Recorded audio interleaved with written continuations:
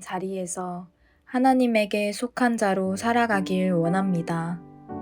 오늘도 주시는 말씀에 귀를 기울이길 원합니다.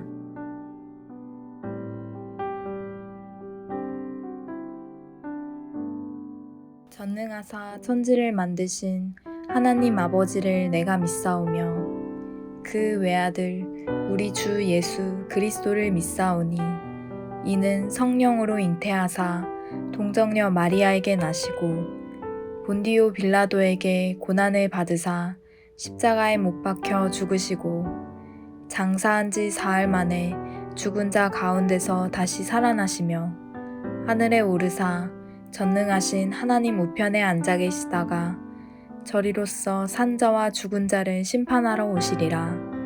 성령을 믿사오며 거룩한 공회와 성도가 서로 교통하는 것과 죄를 사하여 주시는 것과 몸이 다시 사는 것과 영원히 사는 것을 믿사옵나이다.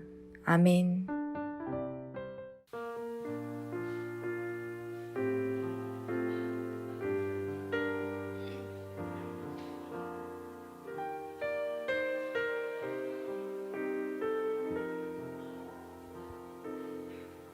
고달픈 삶의 은혜도 무뎌지고 곧 사라질 것에 내 맘 두네.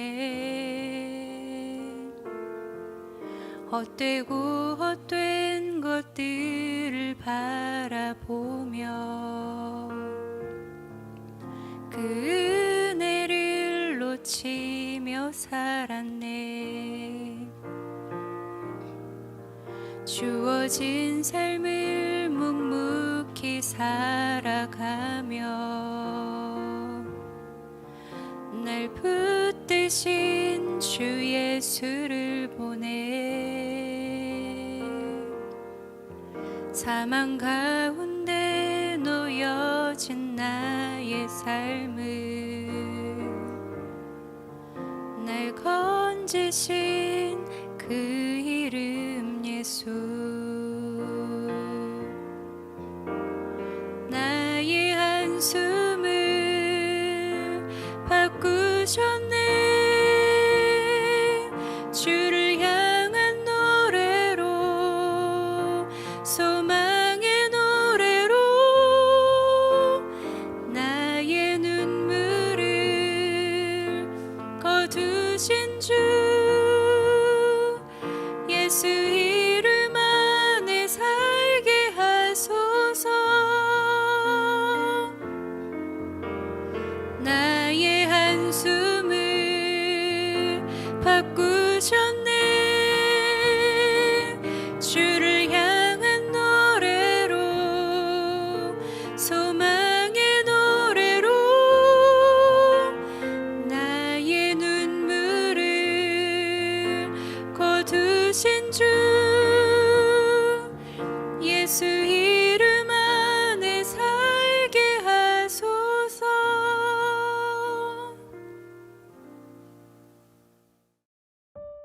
오늘 우리가 함께 나눌 말씀은 예레미야 31장 31절부터 40절입니다. 여호와의 말씀이니라. 보라, 날이 이르리니 내가 이스라엘 집과 유다 집에 새 언약을 맺으리라. 이 언약은 내가 그들의 조상들의 손을 잡고 애굽 땅에서 인도하여 내던 날에 맺은 것과 같지 아니할 것은 내가 그들의 남편이 되었어도 그들이 내 언약을 깨뜨렸음이라. 여호와의 말씀이니라. 그러나 그날 후에 내가 이스라엘 집과 맺은 언약은 이러하니 곧 내가 나의 법을 그들의 속에 두며 그들의 마음에 기록하여 나는 그들의 하나님이 되고 그들은 내 백성이 될 것이라. 여호와의 말씀이니라. 그들이 다시는 각기 이웃과 형제를 가르쳐 이르기를 너는 여호와를 알라 하지 아니하리니 이는 작은 자로부터 큰 자까지 다 나를 알기 때문이라. 내가 그들의 악행을 사하고 다시는 그 죄를 기억하지 아니하리라. 여호와의 말씀이니라. 여호와께서 이와 같이 말씀하셨느니라. 그는 해를 낮의 빛으로 주셨고 달과 별들을 밤의 빛으로 정하였고 바다를 뒤흔들어 그 파도로 소리치게 하나니 그의 이름은 만군의 여호와니라. 이 법도가 내 앞에서 패할진대 이스라엘 자손도 내 앞에서 끊어져 영원히 나라가 되지 못하리라. 여호와의 말씀이니라. 여호와께서 이와 같이 말씀하시니라. 위에 있는 하늘을 측량할 수 있으며 밑에 있는 땅의 기초를 탐지할 수 있다면 내가 이스라엘 자손이 행한 모든 일로 말미암아 그들을 다 버리리라. 여호와의 말씀이니라. 보라, 날이 이르리니 이 성은 하나님의 망대로부터 모퉁이 분에 이르기까지 여호와를 위하여 건축될 것이라. 여호와의 말씀이니라. 측량줄이 곧게 가래 원덕 밑에 이르고 고아로 돌아 시체와 재의 모든 골짜기와 기드론 시내에 이르는 모든 고지 곧 동쪽 마문의 모퉁이에 이르기까지 여호와의 거룩한 곳이니라. 영원히 다시는 뽑거나 전복하지 못할 것이니라. 아멘. 반갑습니다. 오늘 예레미야 31장 31절부터 40절까지를 중심으로 약속이라는 주제의 말씀을 함께 나누겠습니다. 하나님께서 오늘 본문을 통해서 새 언약을 말씀을 하십니다. 31절입니다. 여호와의 말씀이니라. 보라, 날이 이르리니 내가 이스라엘 집과 유다 집에 새 언약을 맺으리라. 자, 언약이 어떤 겁니까? 하나님께서 하나님의 백성과 맺으시는 상호 간의 약속입니다. 나는 너희의 하나님이 되고 너희는 내 백성이 되리라. 이게 언약입니다. 언약이라 그러면 그거 생각하시면 됩니다. 나는 너희의 하나님이 되고 너희는 내 백성이 되리라. 근데 이스라엘 백성들이 그것을 깨뜨렸습니다. 하나님의 백성으로 살기를 거부한 거죠. 왜 거부했습니까? 예레미야 초반부에 쭉 설명을 드렸는데요. 두려움 때문이었죠. 세상이 주는 두려움, 어떤 공포들, 이거 잘못되면 어쩌지? 혹은 오늘 내가 자존심 상하는 일이 생기면 어쩌지? 내가 실패하면 어쩌지? 뺏기면 어쩌지? 세상에 속한 모든 것들에 대한 공포와 두려움 때문에 급기야 우상을 가지고 들어와서 섬기기 시작한 거죠. 32절에서 이렇게 말씀을 하십니다.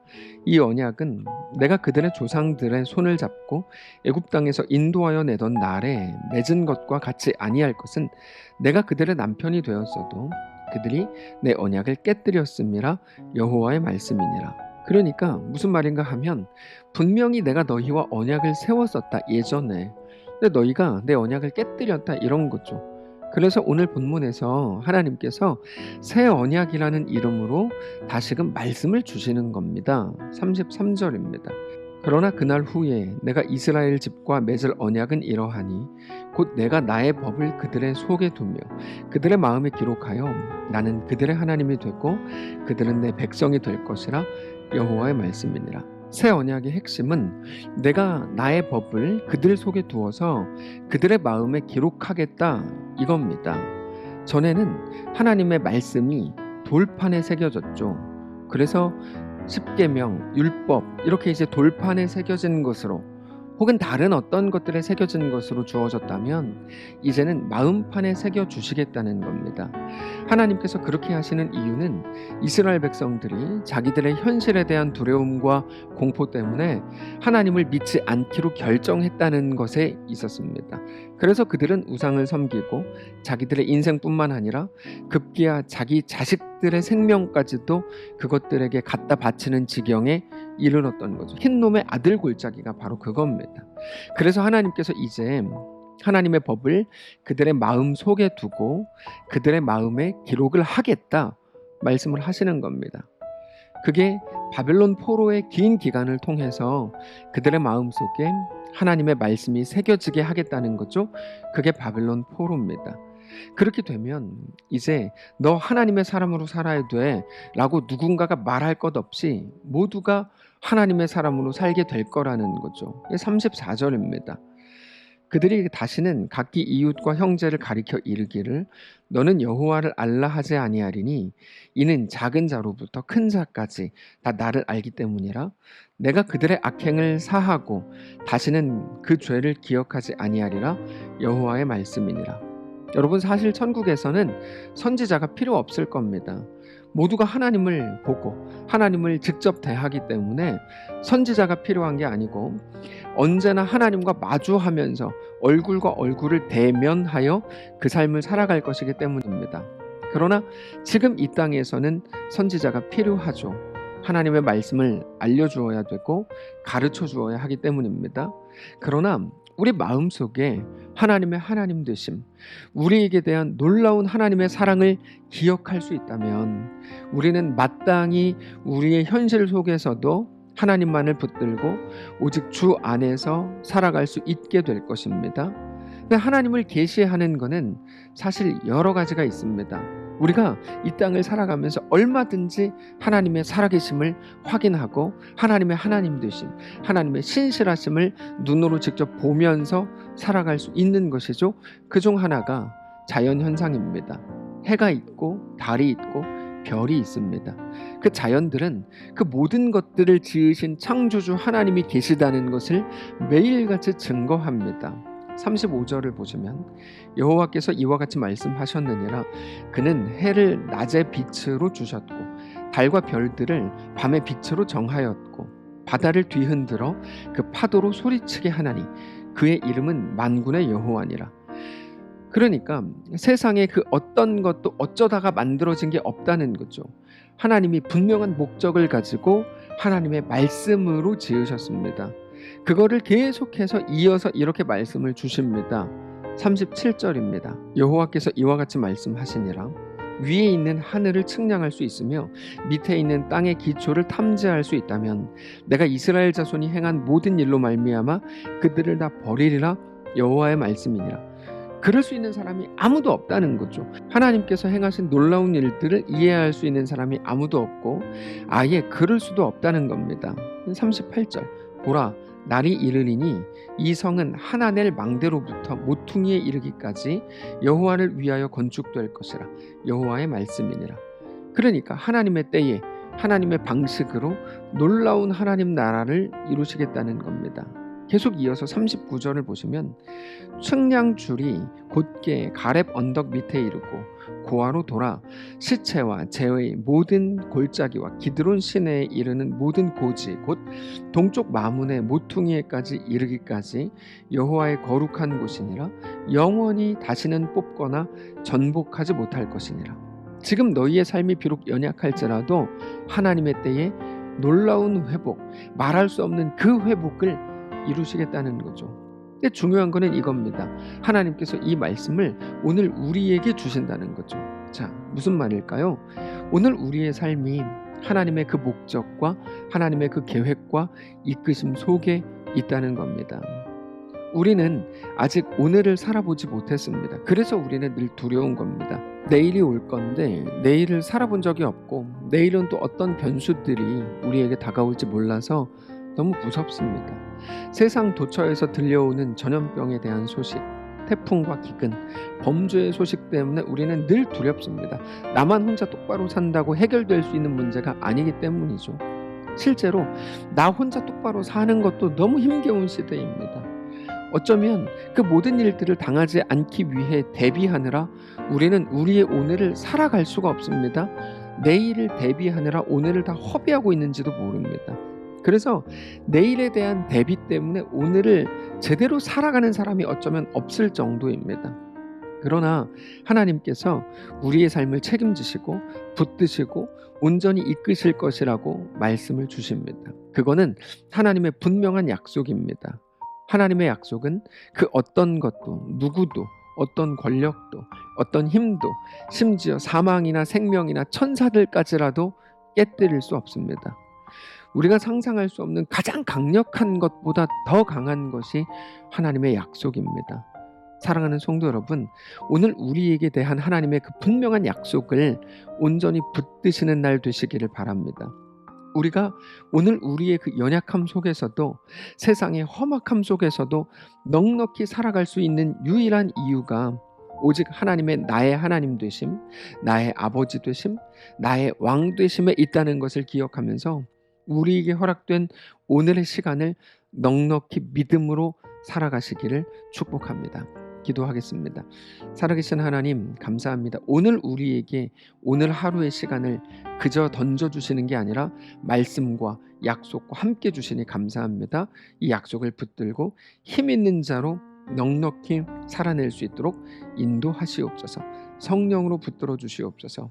감사드리며 살아계신 예수님의 이름으로 기도합니다. 아멘. 사랑하는 성도 여러분, 하나님께서 오늘 하루를 우리에게 허락하셨습니다. 믿음을 가지고 살아가시기를 바라고 온전히 우리에게 허락된 오늘을 넉넉히 승리하며 살아가게 되시기를 주님 이름으로 축복합니다.